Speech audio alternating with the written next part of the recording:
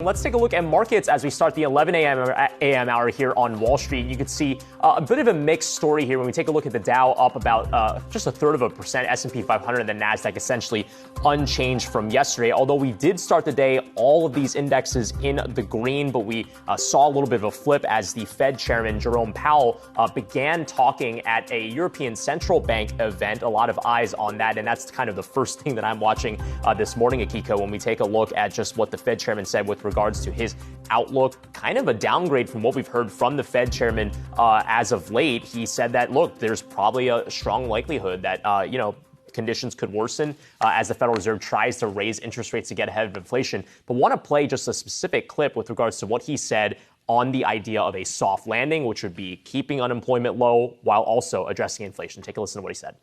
There's no guarantee that we can do that. It's obviously something that's going to be quite challenging, and I would also say that the events of the last few months have made it significantly more challenging.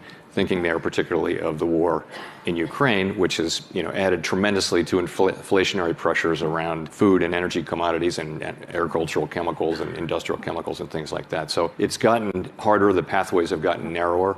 Nonetheless, that is our aim, and we believe that there are pathways to achieve that.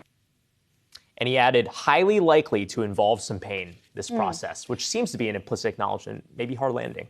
Yeah, I mean, it feels like the Fed Chair is really trying to manage expectations here, because we were talking about this off camera. I mean, it does feel like a significant, I don't know if we call it a downgrade, but just a different tone from what we heard just several months ago, and a little different from what we heard from the other Fed officials yesterday, who said that recession is not inevitable. Yeah, and I think that what's really interesting is just to see the market reaction here. I mean, again, you don't want to attribute any one thing to anything, but you can pretty strongly say a lot of sharp market action could be due to anything the Fed chairman says as the head of the most important central bank around the world. And we saw the Dow and equities across the board kind of jump a little bit after the commentary that he basically said there is a probability that the Fed is acknowledging of a situation where they fail to get inflation down while also keeping unemployment at the near 50-year lows that we're seeing right now.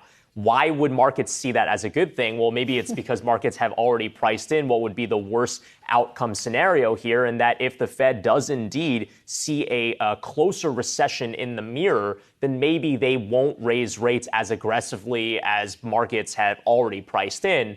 That sets a terminal rate and perhaps gets a little bit of settling in what has been a pretty volatile market year to date. I mean, I guess if we're talking about expectations here, I mean, the expectation for the next one is still 75 basis points, though, right? Yeah, well, I mean, there's 4 weeks between now and then. A lot can happen. We're going to get another print on inflation tomorrow in the form of the personal consumption expenditures. But you do wonder, the Fed chairman has said, well, the debate is going to be between 50 and 75. Pat Harker from the Philadelphia Fed said on our programming that, well, if demand continues to show signs of softening, which we have seen in, let's say, for example, the recent retail sales report, he would support 50. But then you have Loretta Mester from the Cleveland Fed saying just this morning she supports 75. You have to remember, I mean, Jay Powell is just one of 18 members of this committee so far. So, we'll have to see what the kind of consensus looks like about 4 weeks from now. Well, and to your point, interesting to see the market reaction, because yesterday we saw a huge dip on the back of the consumer confidence numbers that came out, pointing to real, a decline in seeing that the expectation here is that there will be some kind of recession over the next 12 months or so.